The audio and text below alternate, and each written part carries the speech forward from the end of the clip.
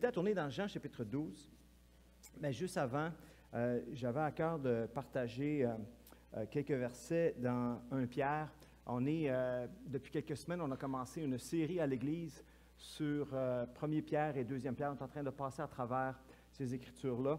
Et pendant que vous chantiez ce matin, j'ai trouvé que vous chantez bien. C'était beau d'entendre comme une chorale qui s'élevait. Et ça m'a fait penser au texte qu'on a prêché il y a quelques semaines. Ça dit dans 1 Pierre au chapitre 2, « Approchez-vous de lui, c'est-à-dire de Christ, qui lui est la pierre angulaire. » Et il dit que nous sommes des pierres vivantes, rejetées par les hommes. Excusez-moi. « Approchez-vous de lui, pierre vivante, rejetée par les hommes, mais choisie et précieuse devant Dieu. Et vous-même, comme des pierres vivantes, édifiez-vous pour former une maison spirituelle. » Et c'est ce qu'on fait ici ce matin. Comme des pierres vivantes, on s'assemble pour former une maison spirituelle. Et l'Église assemblée, c'est la maison de Dieu. C'est le temple où est-ce que Dieu réside sur la terre.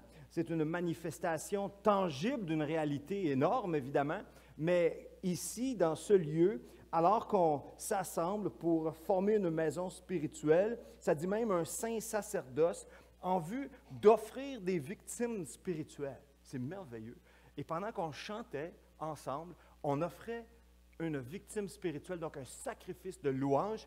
Et la Bible dit ici que cela est agréable à Dieu par Jésus-Christ. Et donc, ce qu'on fait ici ce matin, c'est agréable à Dieu.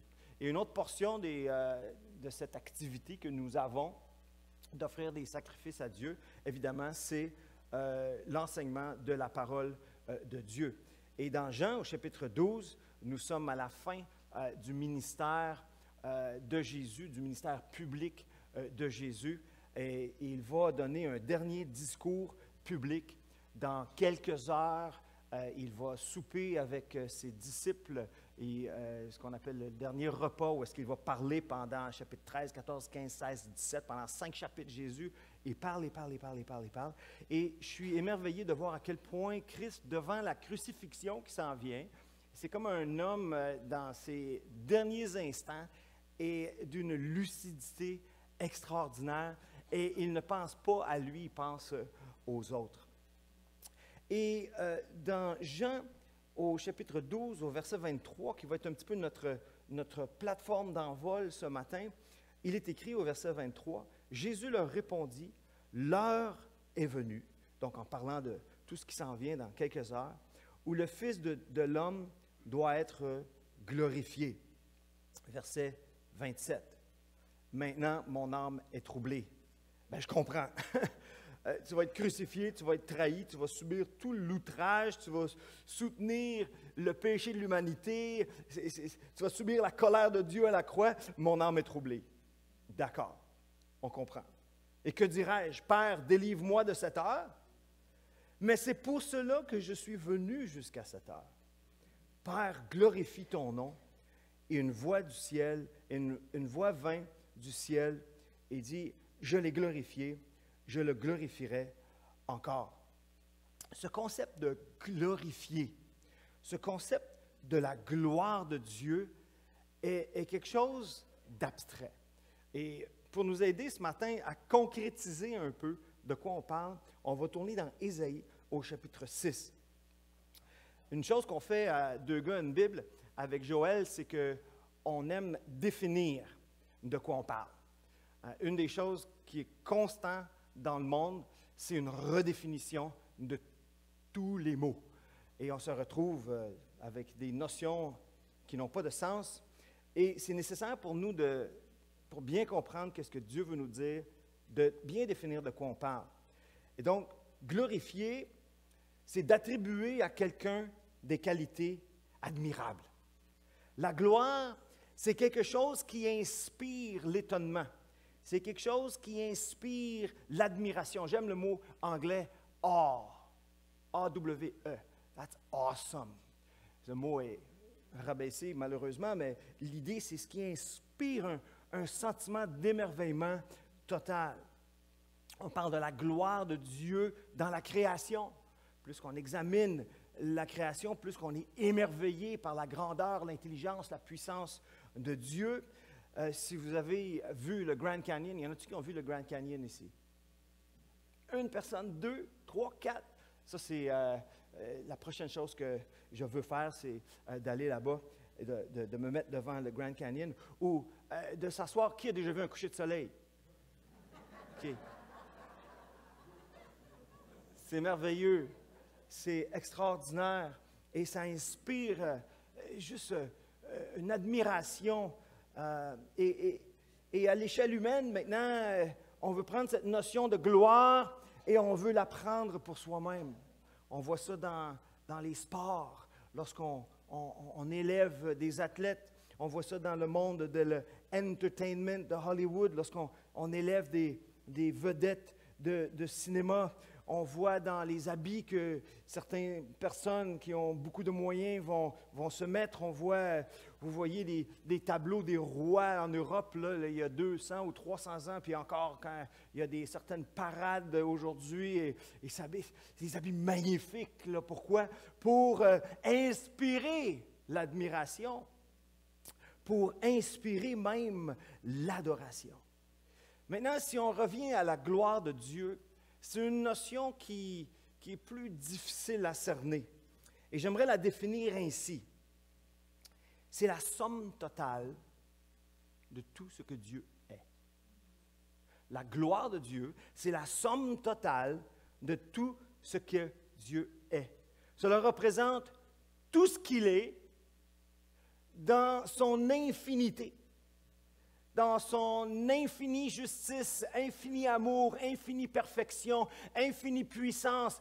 Et toutes ces notions sont poussées à l'infini et nous, on commence à perdre le fil parce que ça nous dépasse complètement.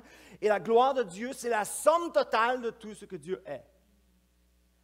Dieu est parfaitement et infiniment tout ce qu'il est en dehors du temps et de l'espace, indépendamment de toute référence humaine. Êtes-vous là? Dieu est parfaitement et infiniment ce qu'il est, en dehors du temps, de l'espace, indépendamment de toute référence humaine. Ça commence à pousser loin et à pousser haut. Là.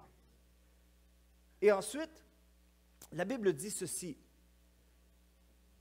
C'est que Dieu dit qu'on ne peut pas voir Dieu et vivre.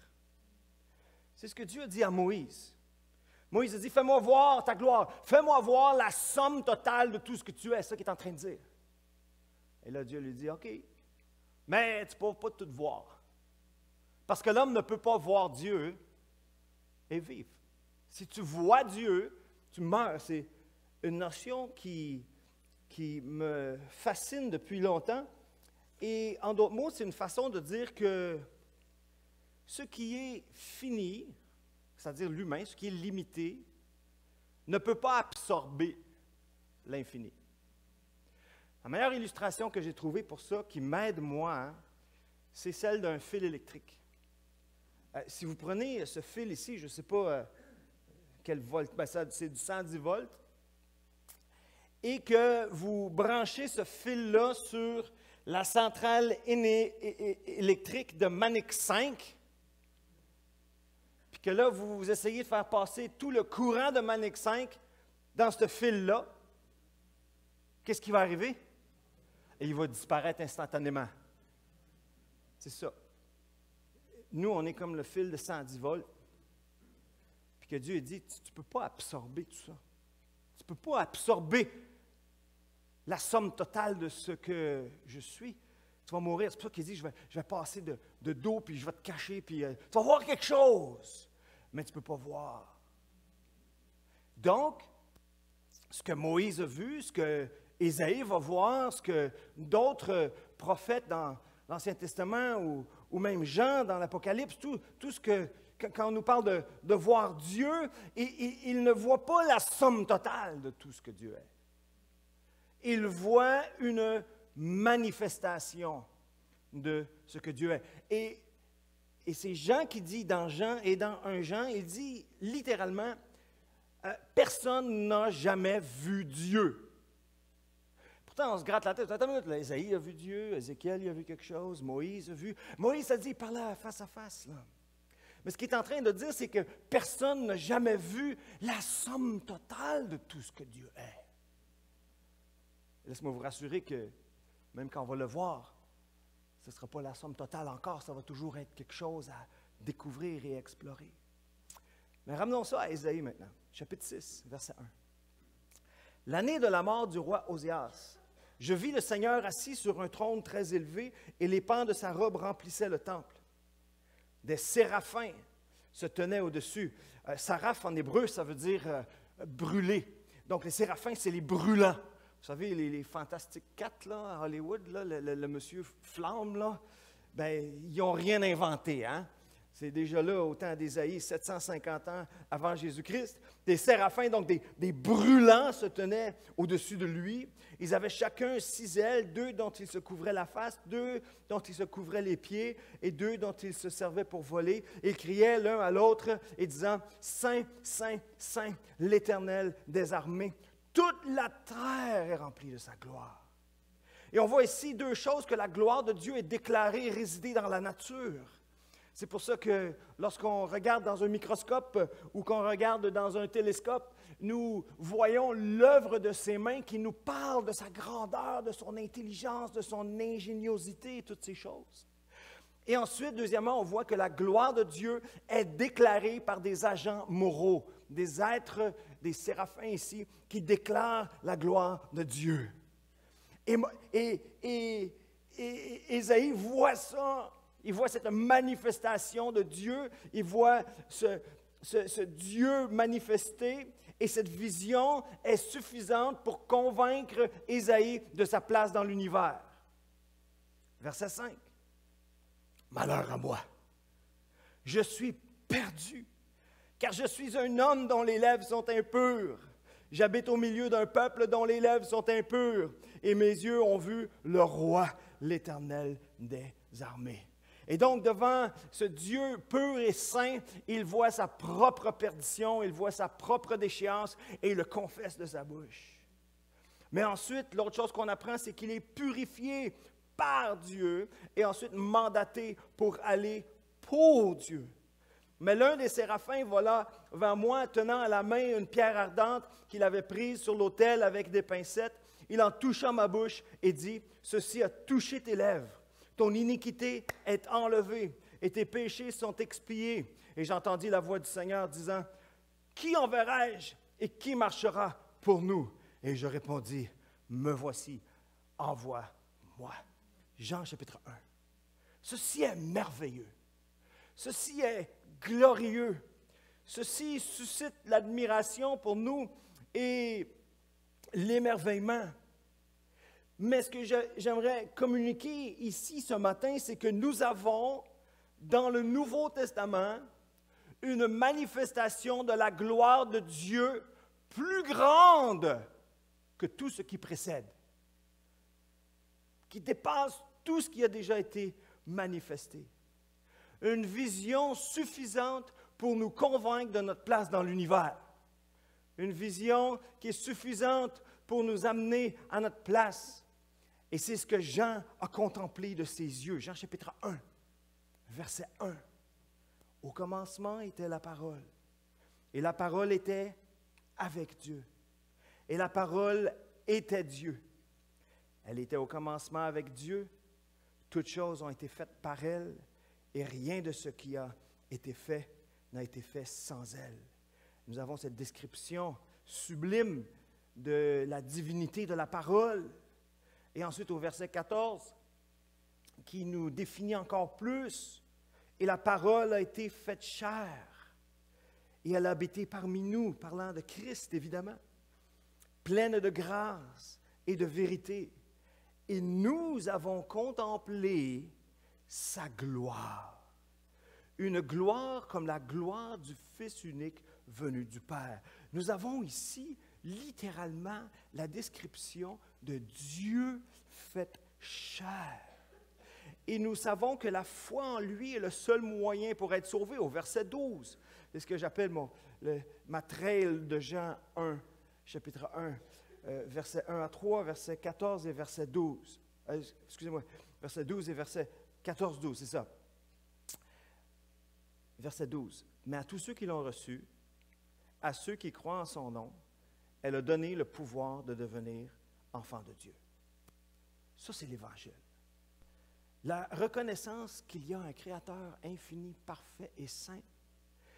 Et ensuite, lorsque l'on voit ce Dieu, la réalisation de la profondeur, là, je ne sais pas s'il faut que je dise abysmale, abyssique ou abyssale, mais qui a rapport à un abîme. Notre séparation abyssale par rapport à Dieu. Et que par la foi en Jésus-Christ et son sacrifice à la croix, nous pouvons recevoir un pardon parfait, infini et immérité. Et pour reprendre un peu le thème de la grâce, de la gloire de Dieu, dans Jean chapitre 13, verset 31, on saute un petit peu plus loin dans le dernier repas. Et il est écrit que lorsque Judas sortit, Jésus dit maintenant, le Fils de l'homme a été glorifié et Dieu a été glorifié en lui. Donc, le Fils de l'homme est glorifié en Dieu. Ça veut dire que le Fils de l'homme nous est présenté de telle manière à ce qu'il soit digne d'admiration. Jean chapitre 14, tout ce qui le concerne déclare sa gloire et sa divinité. Jean déclare son origine éternelle.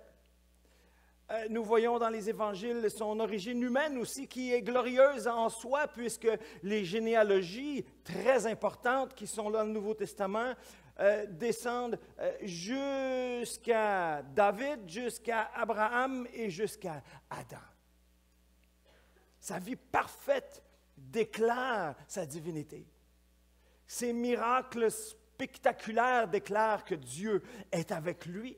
C'est pour ça que Nicodème arrive de nuit et dit « Personne ne peut faire les miracles que tu fais si Dieu n'est pas avec lui. » Et donc, il a reconnu que quelque chose se passait ici.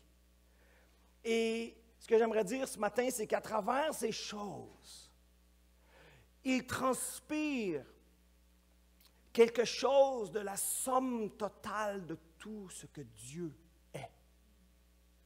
En Christ est manifestée la somme totale de tout ce que Dieu est, et on arrive à voir quelque chose.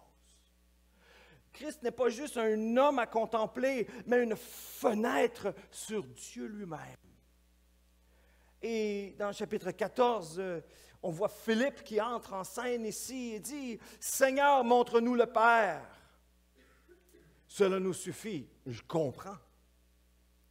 Mais Jésus lui dit « Il y a si longtemps que je suis avec vous. Tu ne m'as pas connu, Philippe. Celui qui m'a vu a vu le Père. » Et quand Jésus parle du Père ici, il parle de Dieu, il parle du Créateur. Et celui qui voit Christ voit le Créateur. Quel encouragement! Comment dis-tu, montre-nous le Père? Et c'est cela qui transpire pour nous à travers les pages de la Bible. Dieu a enchâssé dans les Écritures une vision de la gloire de Christ qui change des vies. Et c'est ce que Jean dit au verset 32 ici, dans Jean 13, 32. Et ça dit que si Dieu a été glorifié en lui, Dieu aussi le glorifiera en lui-même et il le glorifiera bientôt. Je peine à saisir la plus infime fraction de ceci. Mais ce que ça veut dire, c'est ceci.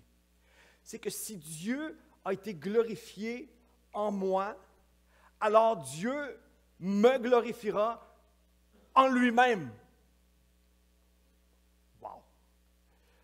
Dans ce sens, glorifier veut dire attribuer la dignité, la majesté de la divinité.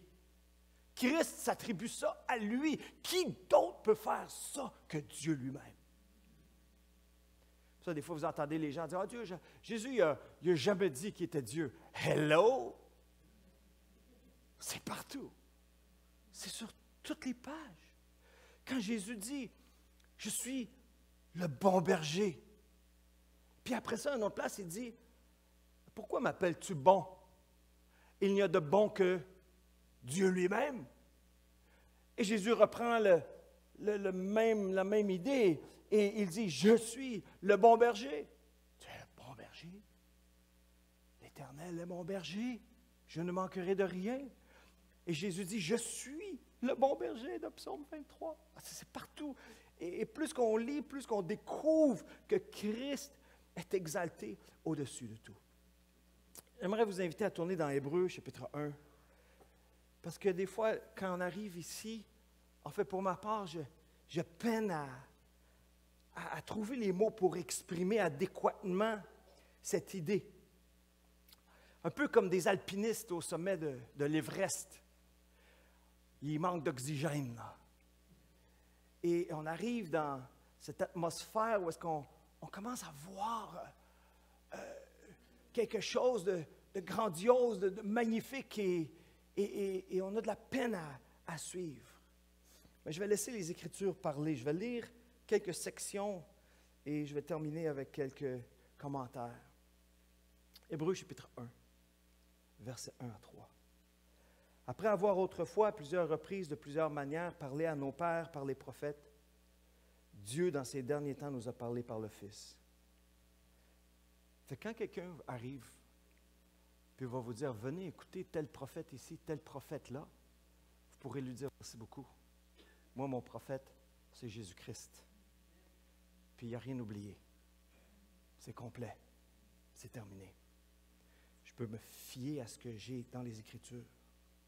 Dieu, dans ces derniers temps, nous a parlé par le Fils qu'il a établi héritier de toutes choses. Oh, commence à élever encore.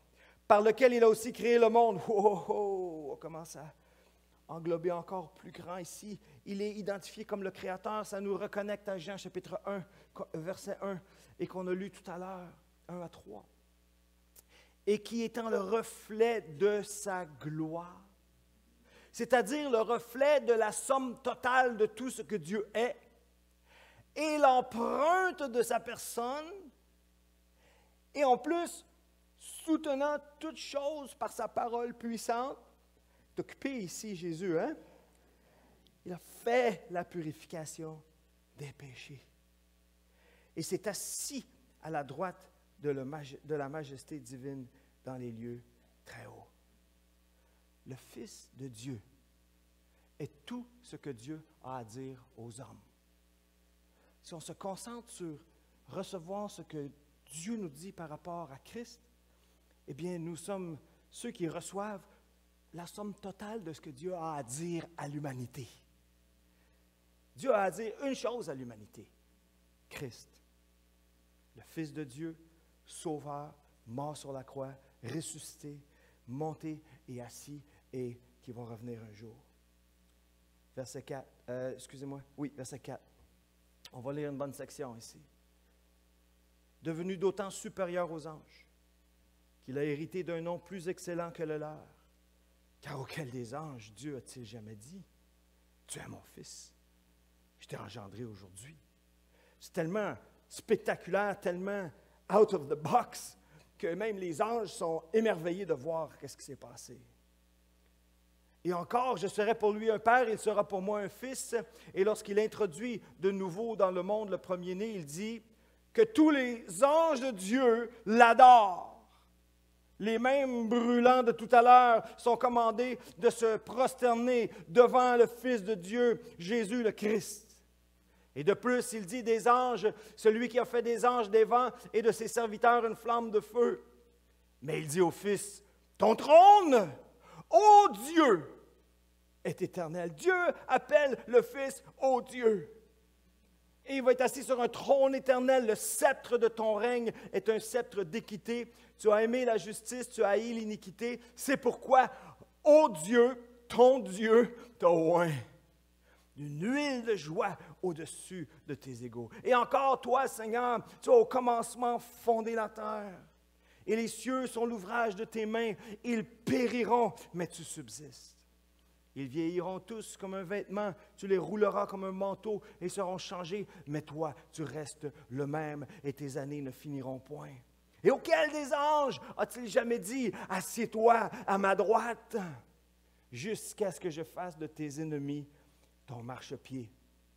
Ne sont-ils pas tous des esprits au service de Dieu, envoyés pour exercer un ministère en faveur de ceux qui doivent hériter du salut? Et là, ici, ça nous parle de Christ, de la gloire de Christ, qui transparaît un peu pour nous à travers ces paroles. Apocalypse chapitre 5, le dernier passage. Et encore, je vais lire une bonne section ici, parce que ici, la fenêtre est ouverte et Jean le voit. Il voit Christ. Il voit ce que nous verrons un jour. Il voit la réalité dans le ciel. Et quand je dis le ciel, je parle d'une autre dimension. La dimension du ciel. Je ne parle pas du ciel qui est en haut, en haut, en haut, en haut, quelque part, passer l'univers. Ce n'est pas ça, c'est une autre dimension où Dieu existe et que ces choses deviennent visibles. Chapitre 5, Apocalypse, verset 1. Puis je vis dans la main droite de celui qui est assis sur le trône un livre écrit en dedans et en dehors, scellé de 7 sceaux. Et je vis un ange puissant qui criait d'une voix forte, « Qui est digne d'ouvrir le livre et d'en rompre les sceaux? » Et personne dans le ciel, ni sur la terre, ni sous la terre, ne put ouvrir le livre ni le regarder. Et je pleurais beaucoup de ce que personne ne fut trouvé digne d'ouvrir le livre ni de le regarder. Et l'un des vieillards me dit, « Ne pleure point, voici le lion de la tribu de Juda, le rejeton de David, a vaincu pour ouvrir le livre et les 7 sceaux. » Et je vis au milieu du trône et des 4 êtres vivants et au milieu des vieillards un agneau. Et il était là comme immolé. Il avait 7 cornes et 7 yeux, qui sont les 7 esprits de Dieu envoyés par toute la terre. Et il vint, il prit le livre de la main droite de celui qui était assis sur le trône. Et quand il eut pris le livre, les 4 êtres vivants et les 24, ça fait pas mal de monde ici, là, se prosternèrent devant l'agneau, tenant chacun une harpe et des coupes d'or remplies des parfums qui sont les prières des saints. Les prières des saints s'adressent à qui? À l'agneau. Et ils chantent un cantique nouveau. Tu es digne de prendre le livre, d'en ouvrir les sceaux, car tu as été immolé. Et tu as racheté pour Dieu par ton sang des hommes de toute tribu, de toute langue, de tout peuple et de toute nation. Si vous dites Amen ici à l'Église baptiste, c'est le temps d'en dire un. Je regardais et j'entendis la voix de beaucoup d'anges autour du trône et des êtres vivants et des vieillards. Et leur nombre était des myriades de myriades et des milliers et des milliers. Ils disaient d'une voix forte, l'agneau qui a été immolé est digne de recevoir la puissance, la richesse, la sagesse, la force, l'honneur, la gloire et la louange. Et tout ce que nous pouvons refléter à Christ comme louange et reconnaissance n'est qu'un reflet de sa gloire qui est entrée dans nos vies.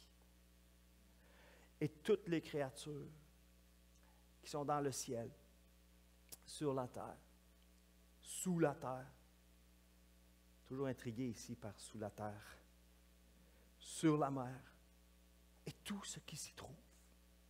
Et je les entendis qui disaient, à celui qui est assis sur le trône et à l'agneau, soit la louange, l'honneur, la gloire, la force au siècle des siècles.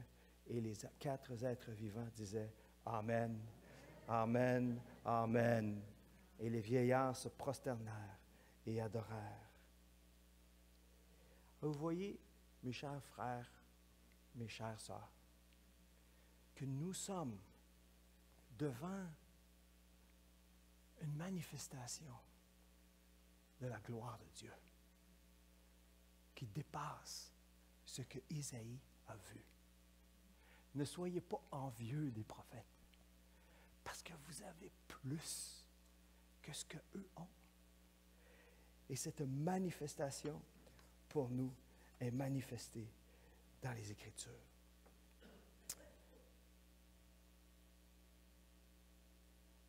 6 points ou 6 leçons ce matin. J'aimerais inviter les musiciens à venir se préparer.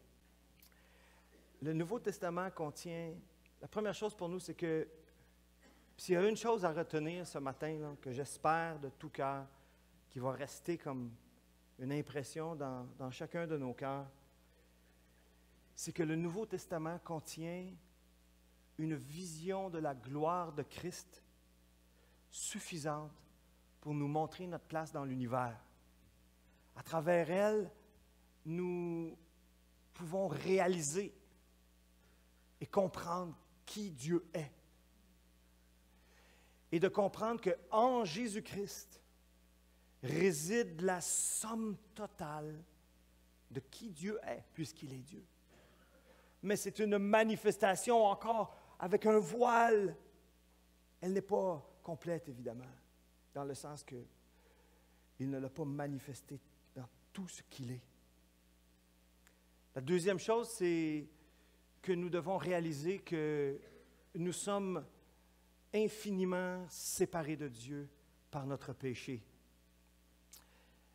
Et qui nous amène à l'autre point que nous avons besoin d'être purifiés, comme Ésaïe. Mais Dieu ne nous purifie pas avec un morceau de charbon sur nos lèvres.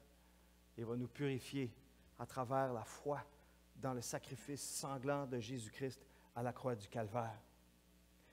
Et il y a aussi un appel maintenant. Dieu a dit à Ésaïe, qui va aller pour nous? Jésus nous a donné clairement une instruction. Allez.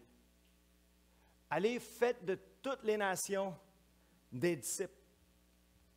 Et il ne faut pas oublier la deuxième partie. Et enseignez-leur à observer tout ce que je vous ai prescrit. Et voici, je suis avec vous jusqu'à la fin du monde. Et donc, que ma vie maintenant puisse manifester à son tour la gloire de Christ pour quelqu'un. Que ma vie puisse faire en sorte que quelqu'un va vivre pour Dieu un peu mieux, un peu plus, afin que la gloire de Dieu soit manifestée. Et on va juste attendre pour la musique, s'il te plaît. Et il y a une invitation maintenant dans les Écritures qu'à notre tour, nous pouvons glorifier Dieu. Et ça, c'est un concept extraordinaire qu'on peut refléter à Dieu sa gloire. Parce que nous voyons une manifestation en Christ, nous voyons la gloire de Dieu dans la création et certainement nous voulons redire à Dieu combien tu es grand, combien tu es merveilleux et cela glorifie Dieu. Et c'est un mandat que nous avons dans le psaume 50. Celui qui offre pour sacrifice des actions de grâce me glorifie. Ça revient à Dieu. Ça rehausse quelque chose de la gloire de Dieu.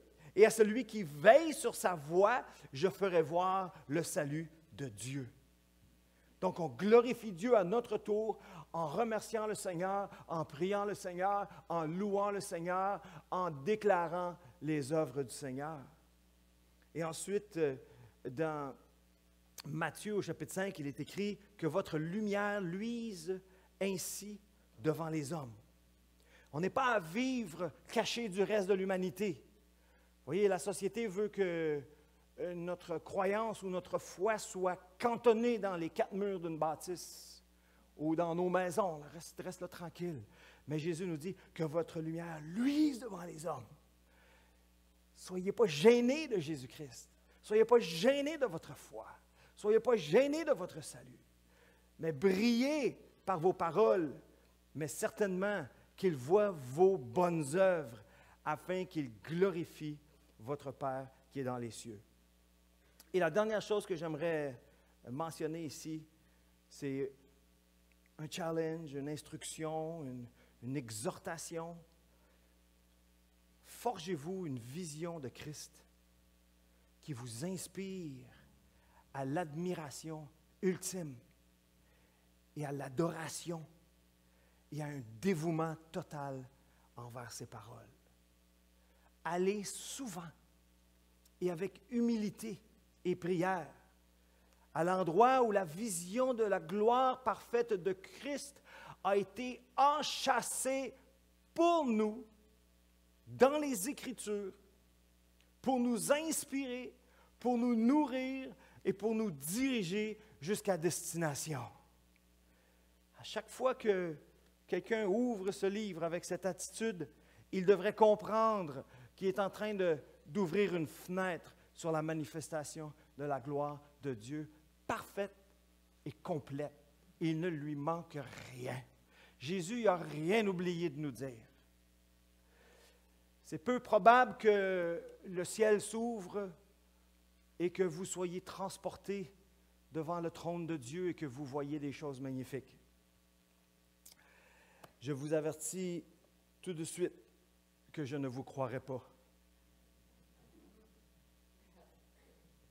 Parce que Christ est descendu jusqu'à nous. Et sa révélation, son œuvre de la croix. Et ensuite, il a dit, je vais envoyer le Saint-Esprit, c'est un autre sujet, mais je vais envoyer le Saint-Esprit, il va rappeler aux apôtres toutes mes paroles. Il va vous enseigner et vous allez éventuellement l'écrire. Et une fois que c'est enchâssé dans les Écritures, ça devient pour nous la lumière. Ta parole est une lampe sur mon sentier, une lumière à mes pieds. Moi, je suis un homme dans le noir. Je suis un aveugle. Puis ça, c'est ma lampe.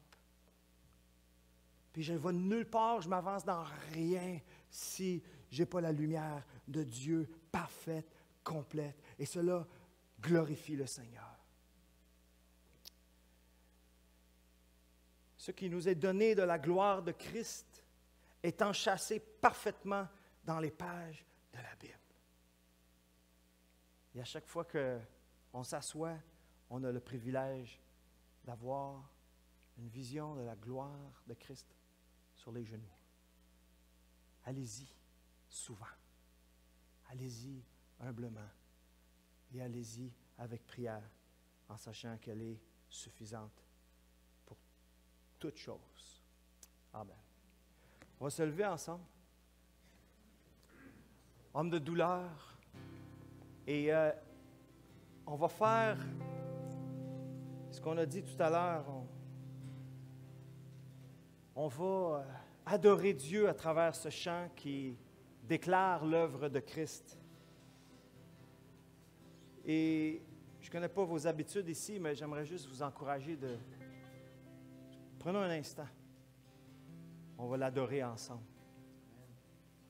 Et cela est agréable à Dieu. Amen.